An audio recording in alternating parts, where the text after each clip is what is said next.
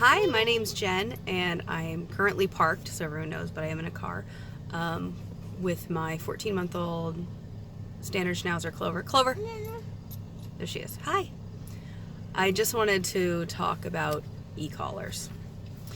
I have been e-collar training Clover since about 6 months of age. You can do it earlier, but I kind of just didn't do it until she was a little bit bigger. But I wanted to talk about some of the things that we did with the e-collar today. So she's currently wearing it. It is a little box on her neck, and it does have 2 prongs. It's not tight, but it won't move. And I use e-collar technologies.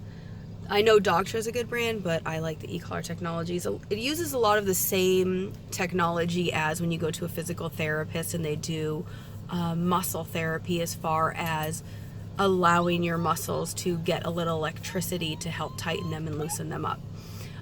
This particular model is the 2-dog model, and it goes up to 100.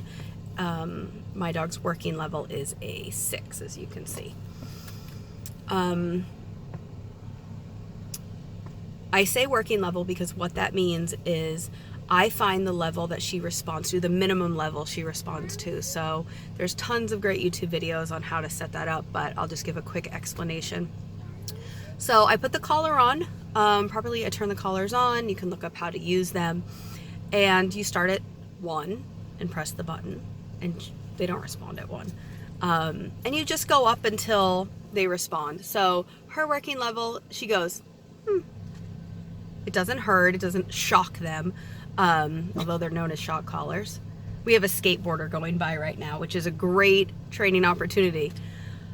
So that's her working level. So what that is it's a marker to my command. So if I say, Clover, no, and then I press the button, I'm not giving her a correction. I'm giving her a marker for my command. My command means no. Now, if she was to do something totally crazy, I work mine where it boosts, so she's on a 6 now, it'll boost it to 16 and give her a little slight correction. I just want to put a disclaimer in that my husband was a little mortified that we're using a shock collar, so I put it on him. And we went up to 12 before he could actually feel it, and he said it felt mostly like just a little tingle. I think there's a lot of misconceptions about shock collars. I think there's a lot of crappy ones on the market that are going to burn your dogs, and people, there's this really bad reputation with them. But honestly, if you get a good one and you use it properly, it's an amazing training tool because it's almost a non-verbal cue for them. And it's a great marking tool. I right now am working on her. She's 14 months old, and I'm working on long distance recall. This thing, I believe, goes up to a mile and a half. We go to a giant football field, and I just kind of let her go. Like, there's goose poop and tons of stuff, and I just let her fly with it. And then I recall her back. Clover, come. I hold down the button. As soon as she turns and looks at me, I let it go. Because I just want that marker that when I say, Clover, come, you're going to feel a vibration and you're going to come. Clover, sit. Good. I didn't even use the remote just now. So the way I used it today is we went out to the field. We were doing tons of recall. We were doing chuck it. And I needed her to come back to me and stop eating the goose poop because that's gross. So I would just recall her back. So right now you see her little bum. She's right here. And there is a skateboarder going by. And she wants to see what he's doing. The window's actually down.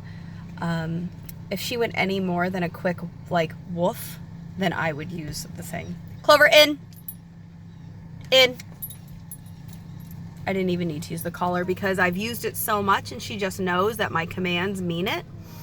And so I keep it on her while we're in the car because it's so good for her to be able to be disciplined. We did a lot of basic obedience training really, really young, and now we're doing a little bit more advanced training. And it's realizing that when you train a dog, that everything that you do and every behavior that they do, whether it's good or bad, is a training tool. So right now, some people would have a dog that's so reactive in the car that they're not able to just sit here with a skateboarder going by.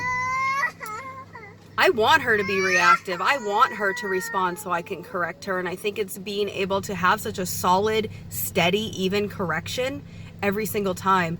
In the past, before I knew anything about dog training, I would yell at my dogs and get really frustrated and really mad and just, stop barking.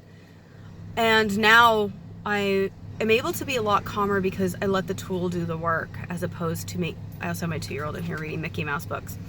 I let the tool do the work.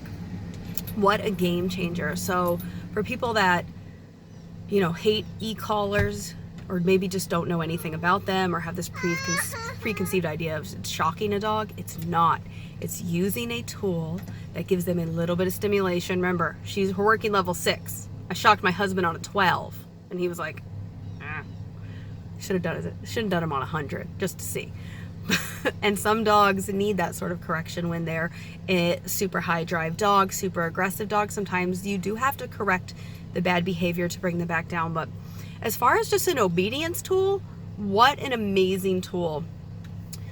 There's tons of YouTube videos on how to use it properly. And there's also tons of YouTube videos on if you do this, it's dog abuse. Well, that's a lie, because I have a 14-month-old dog who is watching skateboarders, and someone's mowing their lawn out there, I hear. There's cats. She's not going to jump out that window, and she's going to listen to me. And it's a wonderful feeling to have that off-leash freedom and to know that you have a training tool far away when she's not even near me. It's a freeing feeling. So I'm Jen. Just want to do this quick little in the car weird video about Clover and her training. Clover! About Clover and her training. Hi, can you sit? She's like, I can't. The seat's weird. Clover. Just sit. Good girl. All right. I'm Jen.